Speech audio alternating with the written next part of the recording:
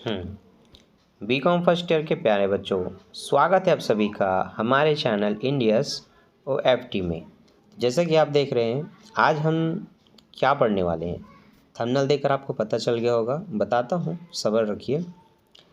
कई बच्चे मैसेज कर रहे हैं कि उनसे अकाउंट बिल्कुल नहीं बनता। हो सकता है उन्होंने 11th में भी ट्राई नहीं किया हो, 12th में भी ट्राई ना किया हो, थ्योरी वगैरह पढ़ के वो पास हो चुके हैं। तो ऐसा होता है कि कई बच्चों से अकाउंट नहीं बनता। तो ऐसा नहीं कि आप बीकॉम फर्स्ट ईयर में पास नहीं हो पाएंगे।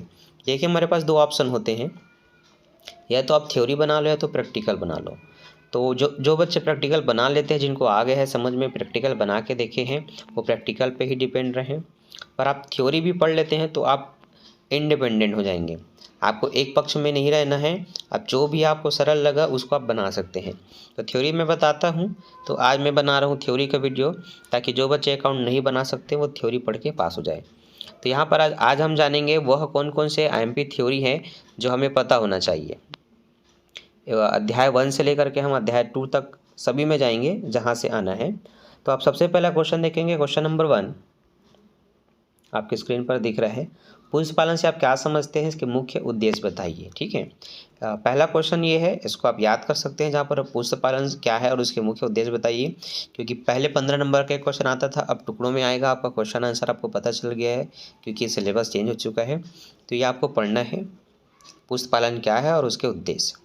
अगला क्वेश्चन है जो कि बहुत इंपॉर्टेंट है, पहले क्वेश्चन बहुत आया है। लेखांकन की परिभाषा, लेखांकन कला है और विज्ञान, यह दोनों है। लेखांकन और पुस्तकालय में अंतर क्या है उसको समझाइए। ये क्वेश्चन इतना इंपॉर्टेंट है कि क्या ही बताऊँ। आप 5 साल का कंसोल्ड उठा करके देख सकते हैं, अधिक से अधिक बार इस क्वेश्चन को पूछा गया है, ज़्यादा से ज़्यादा पूछा गया है। तो मैं फिर से वही कहूँगा कि आपके लिए भी बहुत इंपॉर्टेंट है, आपको इसको देखना है। ठीक है, एग्ज़ाम से पहले। आगे बढ़ते हैं।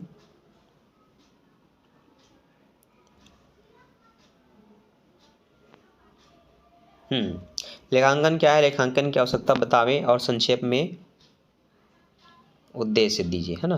क्वेश्चन नंबर 7 ये भी IMP है, इसको भी प्रैक्टिस कीजिए। आगे बढ़ते हैं नेक्स्ट क्वेश्चन की ओर।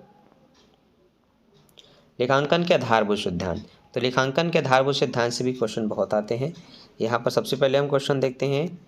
व्यावसायिक इकाई अनंत काल तक चलती है, वर्णन कीजिए और उस अवधारणा को वर्णन कीजिए जिस पर यह कथन बनाया गया है। क्वेश्चन नंबर 4 और हाँ, लाभ की आशा नहीं करें और सभी संभव हानियों के लिए प्रावधान करें। ये सब जिनके छोटे छोटे सेमेस्टर वाइज आना है और जो फाइनल एग्जाम में क्वेश्चन बनने वाले हैं, ये उसके आधार पर है। ठीक है, और हाँ, निम्नलिखित की व्याख्या करें। तो यहाँ पर जो बोला है आपका, मुद्रा मापन संकल्पना, व्यापार इकाई की संकल्पना और मिलान की संकल्पना, यहाँ से आपको क्वेश्चन पढ़ना है। अब बाकी इधर छोटे छोटे हैं। आते हैं अगले हमारे दोहरा लेखा प्रणाली में। तो दोहरा लेखा प्रणाली में जो क्वेश्चन दिख रहा है वो क्या है वो बता देता हूँ। दोहरा लेखा प्रणाली में जो क्वेश्चन है वो है, दोहरा लेखा प्रणाली से आप क्या समझते हैं, इनके नियम और इसके लाभ को बताइए। ठीक है, उसी तरह से एक डेबिट को समतुल्य क्रेडिट की ओर और एक क्रेडिट को समतुल्य डेबिट की ओर, ये वाला जो क्वेश्चन है क्वेश्चन नंबर 3, ये भी बहुत इंपॉर्टेंट है। और मैंने अभी जो क्वेश्चन बनाया था IMP क्वेश्चन, आपको उसमें ये थ्योरी को मैंने दिया भी था। कई बच्चों को नहीं पता था कि ये कहाँ से आया है, तो देख लीजिए ये यहाँ से आया है। ठीक, अगला द्वि प्रविष्टि प्रणाली क्या है और इसके लाभ और महत्व को समझिए। क्वेश्चन नंबर 5 ये आपको पढ़ लेना है। पढ़ते हैं अगले सैद्धांतिक क्वेश्चन की ओर। रोकड़ बही से तो ज़्यादातर प्रैक्टिकल क्वेश्चन नहीं देंगे, क्योंकि वो इजी है और सरल भी है और आपको बनाना आना भी चाहिए। तो यहाँ नहीं लगता, मुझे नहीं लगता कि यहाँ से कुछ आना चाहिए, लेकिन फिर भी एक क्वेश्चन बताना है। तो वो है, रोकड़ बही क्या है, विशेषता, और रोकड़ बही और खाता खोलना आवश्यक क्यों है। रोकड़ बही खाता खोलना या बनाना क्यों आवश्यक है, ये इंपॉर्टेंट है, इनको पढ़ लीजिएगा। अब है आपका पूंजीगत व्यय तथा पूंजीगत आय। देखिए, मूल्यह्रास और अंतिम खाते से संबंधित जो चैप्टर हैं उनके अथवा में जो थ्योरी आता है, वैसे उनके में तो प्रैक्टिकल ही आएगा उस चैप्टर से, लेकिन जो थ्योरी आता है तो वो यहाँ से आता है। ऐसे ऐसे चैप्टर जिनमें प्रैक्टिकल में कोई भी दम नहीं है, उनसे थ्योरी ज़्यादातर आता है। तो ये पूंजीगत व्यय तथा आयगत व्यय का अर्थ स्पष्ट कीजिए, ये वाला क्वेश्चन। पहला क्वेश्चन आपको पढ़ लेना है, फिर दूसरा क्वेश्चन भी पढ़ लेना है, और हो गया। छठवां क्वेश्चन पढ़ लेना, ठीक है।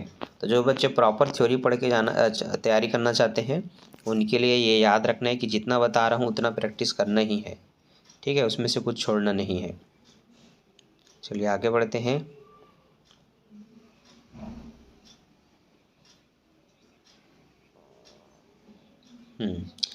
अब अगला जो है आपका यूनिट 3 से, तो यूनिट 3 से जो सबसे ज़्यादा क्वेश्चन पूछा जाता है वो प्राप्ति भुगतान आय व्यय खाता से संबंधित क्वेश्चन पूछे जाते हैं।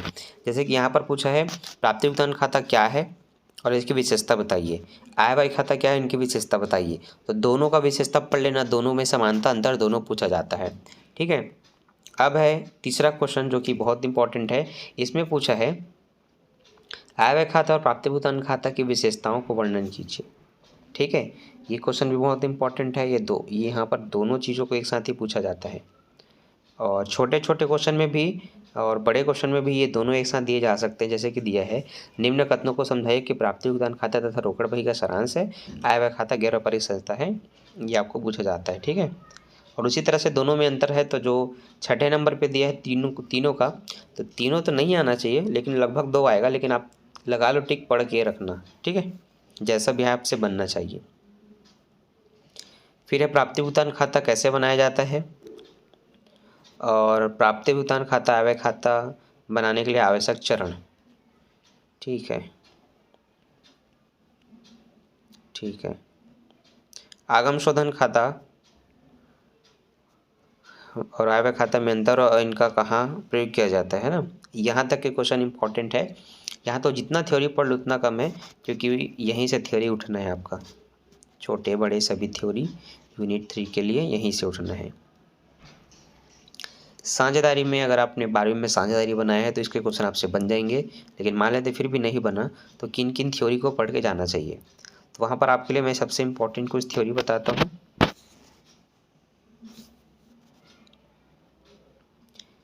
किन परिस्थिति में साझेदार का विघटन किया जा सकता है, ठीक, ये पहला क्वेश्चन, ठीक है, इसको टिक लगा लो।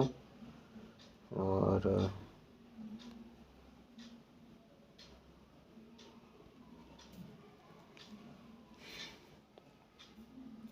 या ये वाला क्वेश्चन, साझेदारी के समापन से क्या आशय है, इस संबंध में पुस्तकों में कौन कौन से लिखे किए जाते हैं।